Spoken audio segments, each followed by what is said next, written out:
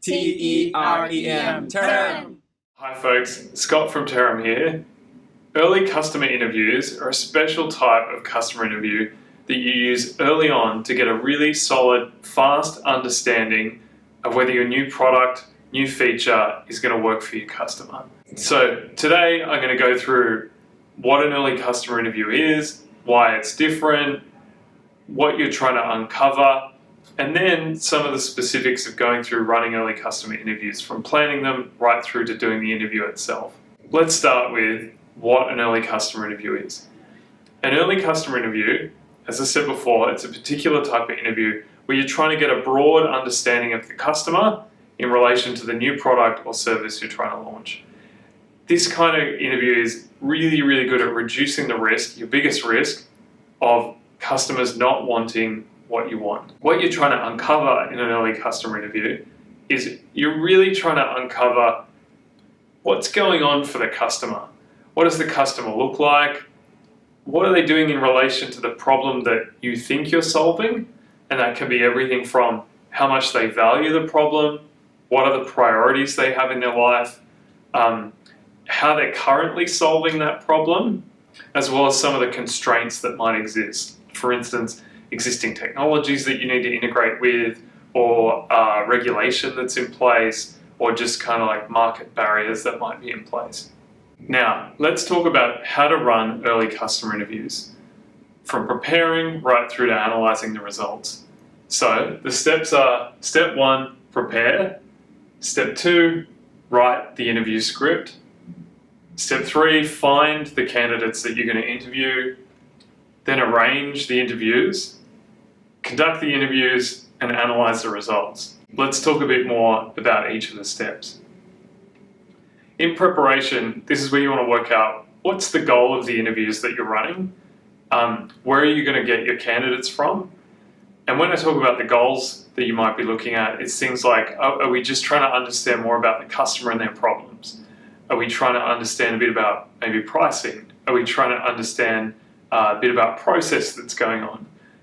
Ideally, you've got a bit of a sense, a hypothesis of what your jobs to be done might be, what problems you might be solving. But yeah, this is where you're really setting up the goals, and again, laying out a bit of a plan for how you're going to go about doing this, because they do take time, they take energy, and really one of the big challenges is finding candidates. So the next one is writing the script, and the script is really the art of asking questions is a fun and challenging one. Trying to ask the right question in the right way. Again, it's an art form. So going through writing the script, you really want to follow the script across all of the interviews that you're conducting so that you've got consistent results. So writing out the questions you're going to ask and allowing a bit of room for follow-up, going off script. But yeah, again, what are the key questions that you're going to ask? The next step, find, is about finding the candidates. So this is where you're going to go and find the people that you want to interview. There's a whole range of different ways to do this. There's different tools you can use to do this. We'll link a few of them in the description. The finding them, so you can do everything from a manual approach where you get out on the streets, walk up to people for a consumer product, through to using LinkedIn, messaging people, through to asking family and friends. Not always ideal, but it might be something you use. Right through to their services where you can pay and have interviews arranged for you. So that's finding candidates. Once you've got your candidates, you need to arrange the interviews themselves, and this it takes time, which is why it's listed out as another step. So just getting in front of the people, making sure those people are kind of, maybe you want to prepare them, maybe you don't, but getting the appointments lined up so that you and your team can do the interviews. The next step is about conducting the interviews themselves. It's really the key bit that everyone thinks about when they think about customer interviews. But conducting the interviews, there's some tricks and techniques here to think about that I'm not going to get into too much detail in the video, but you're really trying to, there's ways of putting the person at ease, ways of kind of warming the conversation up to make sure someone's comfortable with the questions you're going to ask them. There's your manner, there's things around like mirroring body language, all different things you can do in conducting them. But But really the step here is ultimately about taking the script that you've written, talking through that interview.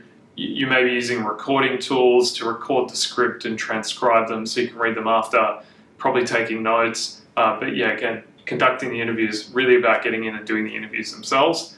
And last is analyzing the results. So looking at across all the interviews that you've done, and you would have, back in your preparation step, you would have said, we need to do 20, we need to do 50, maybe we just want to do 5 to start with, depending on what your goals are. Then you're going to look at the results and say, hey, did we kind of get what we're thinking out of it? What have we learned?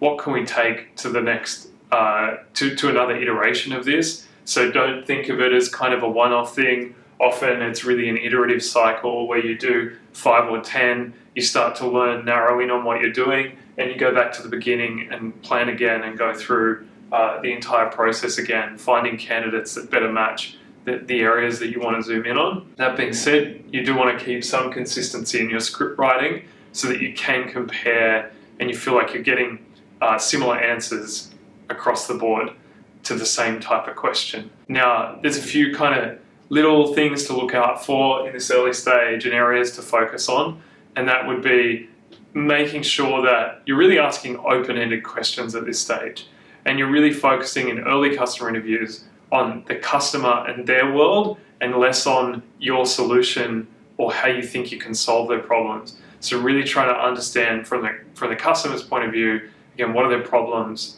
what are their pain points separate to what you think. Open questions, asking why a lot, really understanding why something's been driven, and my big one's like really focus on past behavior that people have done rather than so much opinions about things. But yeah, that is kind of wrapping up. That's early customer interviews, how to conduct them, why they're great. Again, they really reduce the risk of you launching the wrong thing. Much cheaper to have 5 conversations and kill an idea than put 6 months of engineering effort into something to find out it's not wanted. And also really understand and empathize with your customers.